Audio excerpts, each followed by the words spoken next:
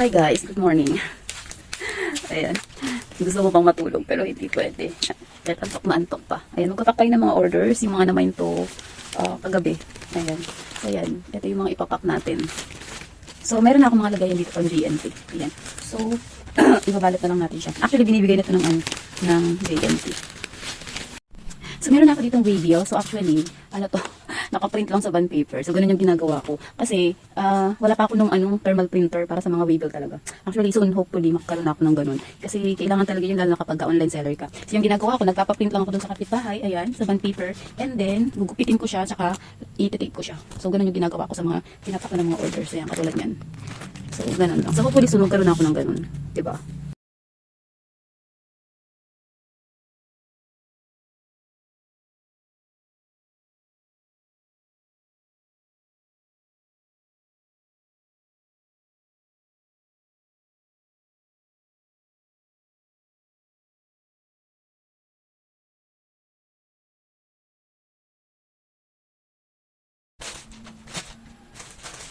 Ito kasi yung in-order niya. So, nag-promise ako na meron siyang freebies. Actually, ito brand new din yung freebies na inibigay. So, ito kasi isang customer lang siya. Tapos tatlo yung in-order niya. Ayan, tatlong items.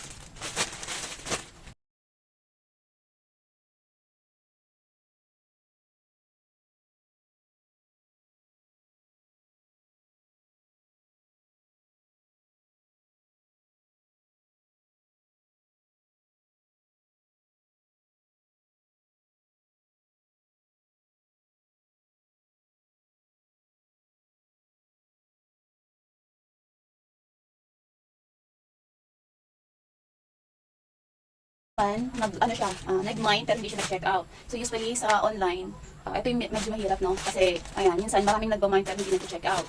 Parang yan yung mahirap as an online seller. Especially naman yung iba, nag-check out nga. Pero hindi nila in-accept yung order. So ibabalik naman yun. So yun yung mahirap as an online seller sa totoo lang. So katulad nito, ito hindi ito nag-check out eh. So pag nag-live ako, i-relive ko na lang ulit siya. Kasi binablock ko na lang siya dun sa app. Para hindi na siya next time makapag-order. Ganun lang.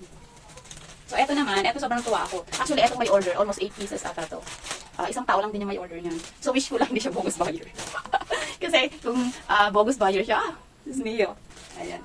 Diba? Kung hindi niya i-accept. Yung iba naman, nag-pay na sila through So dalawang balot yan kasi hindi siya pwedeng masama-samayin sa isang pouch lang.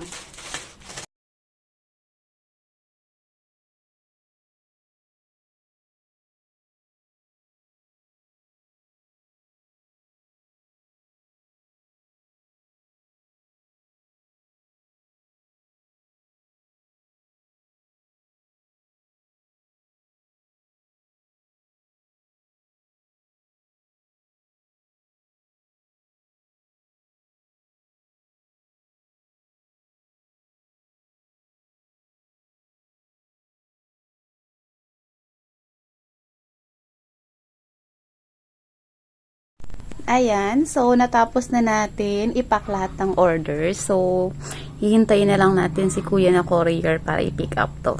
Yes, pinipick up nila talaga dito sa bahay. So, yun lang. Ayan, thank you so much sa lahat ng miners. Bye!